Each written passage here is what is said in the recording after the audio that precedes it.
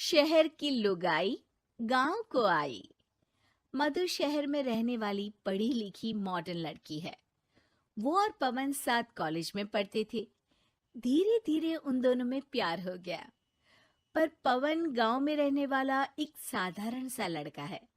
मधु के पिता हमेशा उसे ये बात कहकर ताना देते हैं। तुम वहां गांव में कैसे एडजस्ट करोगी? शादी करके तुम गांव तो चली जाओगी, पर अपनी सारी मॉडर्न सोच और चीजें यहाँ शहर में ही रख कर जाना। ये सुनकर मधु को बहुत गुस्सा आता है। तो क्या हुआ अगर वो लोग गांव के हैं? मैं वहां जाकर उस घर को बिल्कुल शहर की तरह बना दूंगी। शाम होते ही मधु पवन को वीडियो कॉल करती है। अच्छा हुआ तुमने वीडियो कॉल कर लिया। हाँ, मैं तुम्हें आज अपनी माँ से मिलाता हूँ। अरे बिट्टू, क्या कर रहा है? ये क्या है? दूर करना इस टुनटुने को। जाने कौन दिख रहा है इसमें तो। अरे माँ, आपकी बहू का वीडियो कॉल है।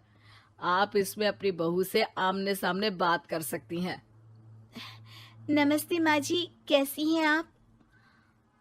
अरे जका, ये बहू ने अपने कानों में क्या लगाया है? जो कैसे झुमके हैं? झुमके नहीं माँ जी, इन्हें ईयरफोन्स कहते हैं। इससे सामने वाले की आवाज और अच्छे से आती है। मैं आपको भी ला कर दूंगी। अरे नहीं नहीं, हमें नहीं ना चाहिए। हमारा कान बिल्कुल ठीक है। हाँ। माँ जी की ये बातें सुनकर मधु को अपने पिता की बातें याद आ जाती है और वो उसी वक्त ये ठान लेती है कि वो अपने ससुराल को एकदम मॉडर्न ससुराल बनाकर रहेगी। कुछ दिन बीत जाते हैं। पवन और मधु की शादी हो चुकी है। आज मधु का अपने ससुराल में पहला दिन है। माँ जी, मैं आपके लिए एक तोहफा लाई हूँ। अरे इतना बड़ा तोहफा! अरे क्या लाई है रे इस बड़े से बक्से में? मधु बॉक्स खोलती है। ये क्या है? ये वैक्यूम क्लीनर है। मैंने आपको झाड़ू लगाते हुए देखा तो सोचा अब आपका काम आसान हो जाएगा। अरे वाह बहू वाह, तूने मुझे झाड़ू लगाते हुए देखा तो तू मेरा हाथ से झाड़ू लेकर खुद भी तो लगा सकती थी ना। पर नहीं, तूने तुझे मशीन लाकर मेरे हाथ में दे दी कि यह काम हमेशा मैं ही करूं। ये आजकल की शहरी छोरियां बिल्कुल नहीं बदलेगी। मधु को मन ही मन गुस्सा आता है, पर फिर भी अपना गुस्सा भूलकर मधु माजी को वैक्यूम क्लीनर इस्तेमाल करना सिखाती है। अगले दिन मधु सुबह उठती है तो ये आंगन में से कैसी आवाजें आ रही हैं? मधु दौड़ती दौड़ती आंगन में जाती है और देखते ही चौंक जाती है। अरे माँ जी, ये आप क्या कर रही हैं? और वो कहा है ना, सुबह मैं जब कुएं से पानी निकाल रही थी तो मेरे कान की बाली उसमें गिर गई थी। तो ये तेरा वैक्यूम ना सारी चीजें अपनी तरफ खींच लेता है ना, तो मेरी बाली भी तो निकाल ही देगा। उसी की कोशिश कर रही हूँ, पर न जाने क्यों अब ये चालू ही नहीं हो रही तेरी मशीन। अब वो चालू होगी भी नहीं। पर अब कुएं में से पानी निकाल क्यों रही थी? अरे कमाल करती हो ना बहू। पीने के लिए पानी क्या तेरे मायके से लाऊं मैं? अरे कुएं से ही तो निकालना पड़ता है। हाँ, पीने के लिए पानी, और वो भी कुएं से। मधु दिमाग लगाती है और थोड़ी ही देर में घर में वाटर प्यूरिफायर लगवा देती है। ये देखिए माँ जी, इसमें बस एक बार पानी भर देंगे तो नल में पानी साफ होकर बाहर आएगा। अरे वाह रे बहू, ये तो बहुत ही बढ़िया चीज है। रात हो जाती है।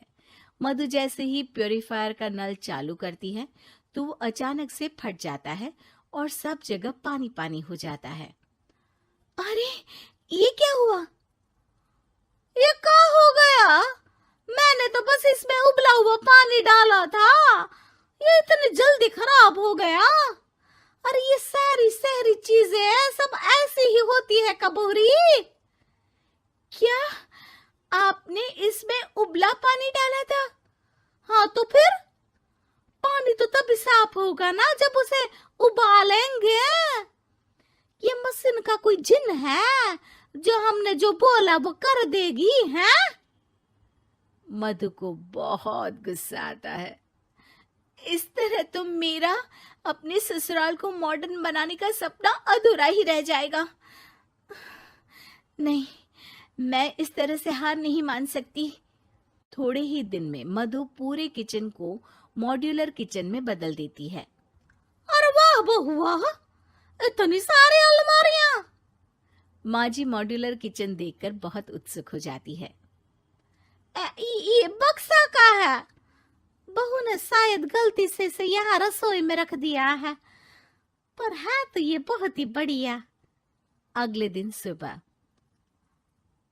अरे मायरी क्या हो गया? मैं तो बर्बाद हो गई। मेरी सारी पूंजी जलकर राख हो गई। हे राम, अब मैं क्या करूं?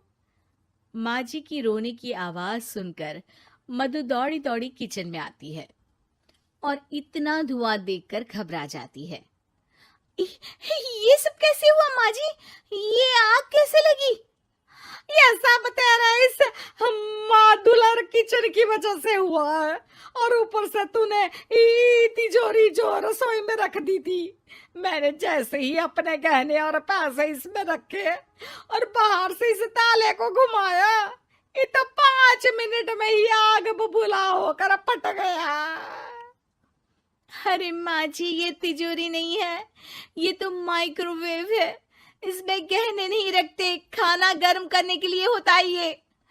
और ये जो आपने घुमाया ना, ये ताला नहीं है, आपने इसके टेम्परेचर को फुल कर दिया, इसलिए ये फट गया।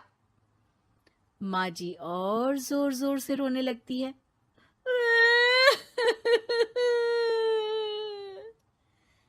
मधु सर पीट लेती है और कसम खाती है कि अब ससुराल को मॉडर्न बनाने की कोई कोशिश नहीं करेगी। मुझे माफ कर दीजिए माँ जी, आप जैसी हैं वैसी ही ठीक है। मधु को अपने पिता की कही बात याद आ जाती है और मधु वापस घर और किचन को पहले जैसा ही कर देती है।